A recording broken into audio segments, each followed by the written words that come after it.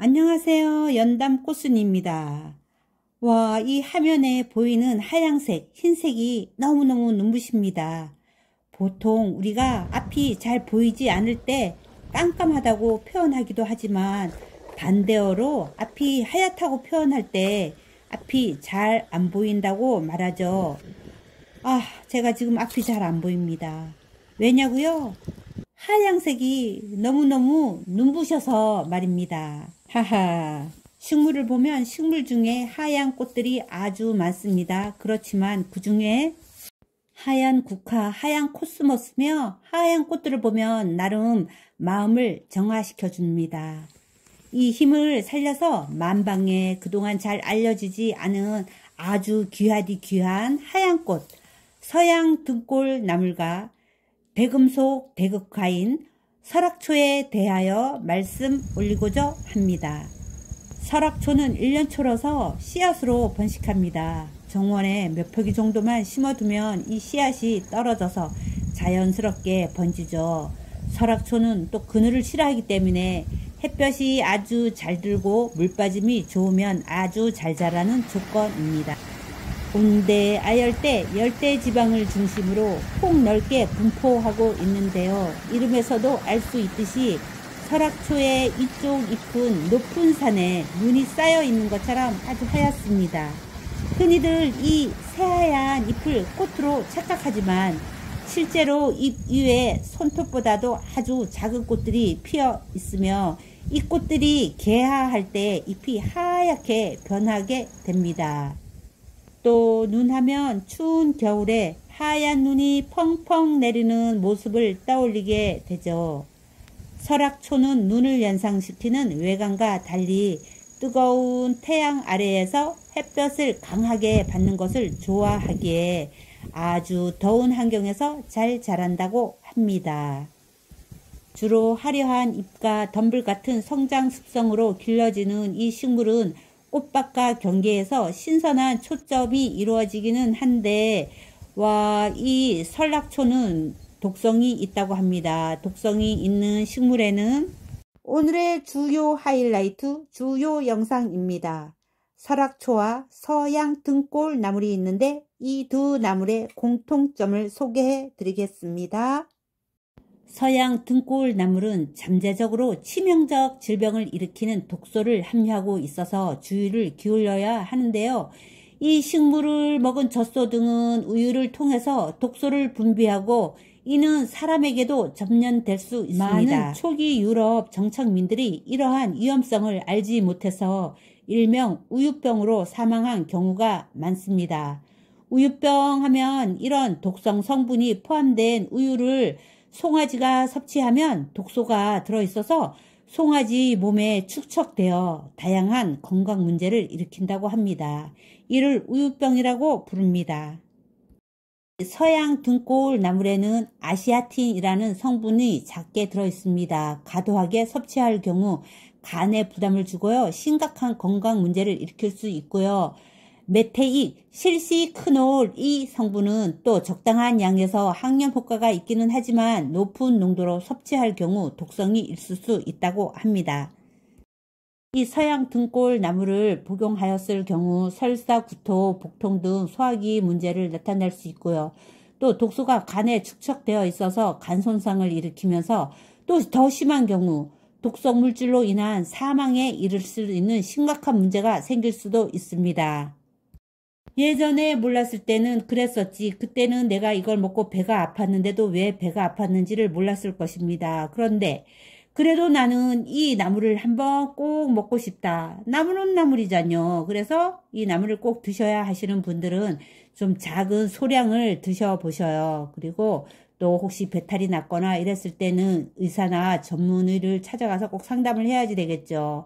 또 이 나물을 먹었을 때 특정 사람들에게는 알레르기 반응이 생기기도 한다고 합니다.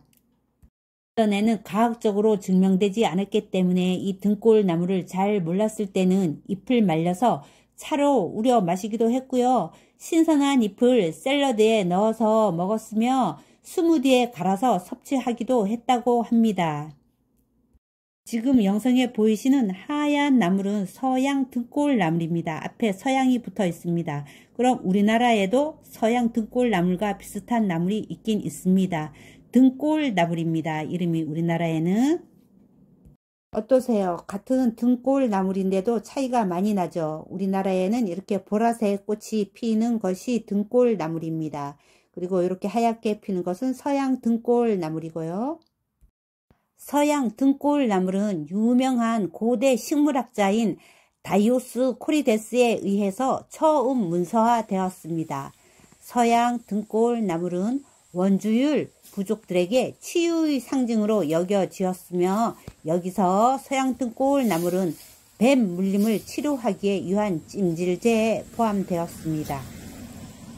사실은 알고 보면 독이 든 이 나물도 우리가 식용만 하지 않을 뿐이었었지 우리에게 이로움을 주었던 나물이네요.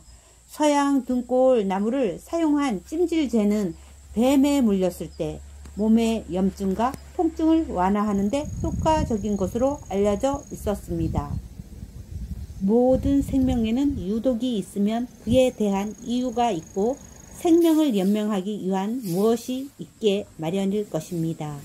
유독, 맹독을 제거할 수 있는 방법에는 뱀에 물렸을 때 치료하기 위한 찜질제 사용으로서 다음은 전통적으로 서양 등골 나물을 사용하는 방법을 알려드리겠습니다. 서양 등골 나물 찜질제 사용법입니다. 우선 신선한 서양 등골 나물 잎을 준비해야지 되겠죠. 잎을 깨끗이 씻어서 불순물을 제거합니다. 씻은 잎을 잘게 으깨거나 갈아서 반죽처럼 만듭니다. 필요하면 소량의 물도 추가해도 좋습니다. 으깬 서양 등골 나물잎을 뱀에 물린 부위에 직접 바릅니다. 으깬 잎을 깨끗한 천에 싸서 부위에 대고 고정하는데요.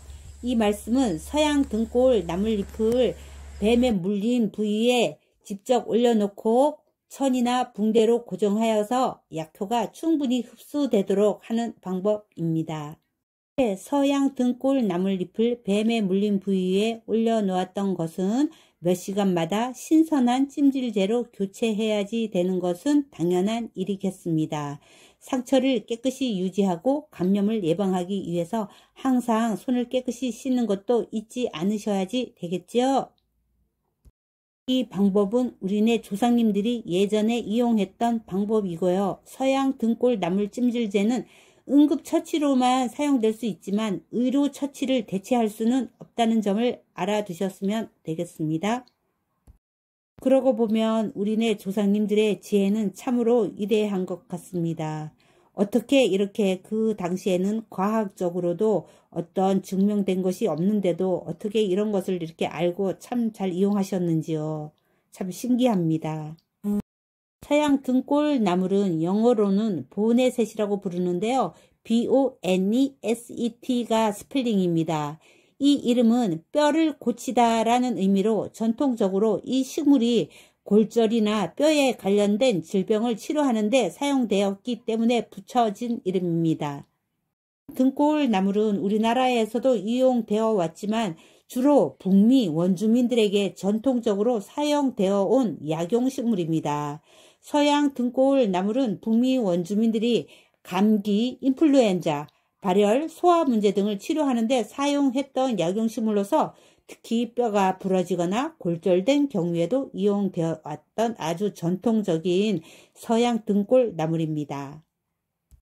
네, 제가 전래동화를 아주 좋아합니다. 그래서 또 이 식물에 관해서 전래동화를 한번 들려드리겠습니다. 서양 등골 나물에 관한 흥미로운 전래 이야기입니다. 약용식물과 관련된 재미있는 이야기이니까 한번 들어봐 주세요. 서양 등골 나물로 뱀에 물린 사람을 치료한 이야기입니다. 옛날 어느 마을에 한 젊은 사냥꾼이 살고 있었습니다.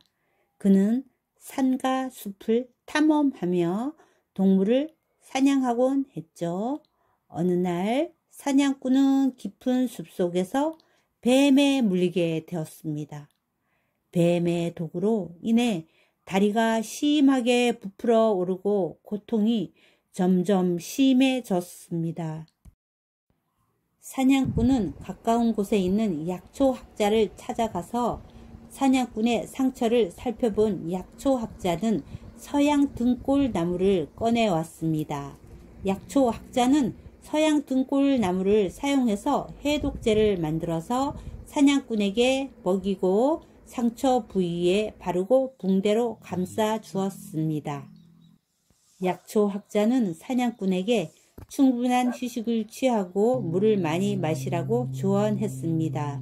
서양 등골나물의 해독 효과 덕분에 사냥꾼은 점차 회복되었고 며칠 후 완전히 건강을 되찾았죠. 사냥꾼은 약초학자에게 깊이 감사하며 서양 등골나물의 놀라운 약효에 대해서 마을 사람들에게 전달하게 되었습니다. 그 이후로 마을 사람들은 서양 등골나무를 뱀에 물린 치료제로 사용하게 되었고 이 약초는 마을에서 중요한 치료제로 자리 잡게 되었던 것이죠. 이 이야기는 서양 등골나무가 갖고 있는 해독의 효능과 전통적인 치료 방법을 보여준 것입니다. 식물의 약용 가치와 더불어 자연의 치유력을 소중히 여기는 마음을 담고 있는 이야기입니다. 네, 제가 등골나물에 대한 이야기를 많이 알고 있습니다. 어렸을 때부터 저희 마을에 또 등골나물꽃이 또 피어 있을 때 제가 또 한아름 꺾어다가 집에 와서 병에다가 꽂아 놓고 놀던 기억이 있습니다.